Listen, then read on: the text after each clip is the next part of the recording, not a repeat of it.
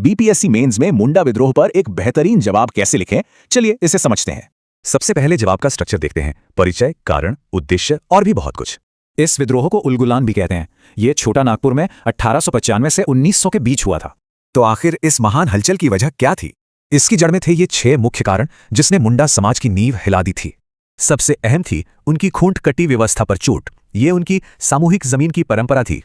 दूसरा बड़ा कारण था बेठबेगारी, मतलब बिना पैसे के जबरदस्त मजदूरी करवाना। तो इन वजहों के चलते विद्रोह के लक्ष्य क्या रखे गए? लक्ष्य साफ थे, बाहरी लोगों को हटाना और एक आजाद मुंडा राज कायम करना। और इस विद्रोह के नायक थे बिरसा मुंडा, जो सिर्फ नेता नहीं, एक समाज सुधारक भी थे।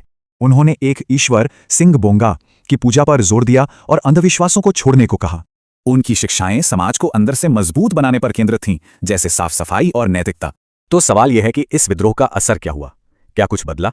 इसका सबसे बड़ा और सीधा नतीजा देखने को मिला साल 1908 में।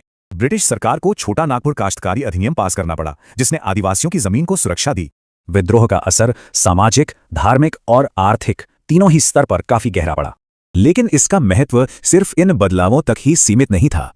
इसने भविष्य के आंदोलनों को प्रेरणा दी और आदिवासी आत्मसम्मान की नींव रखी।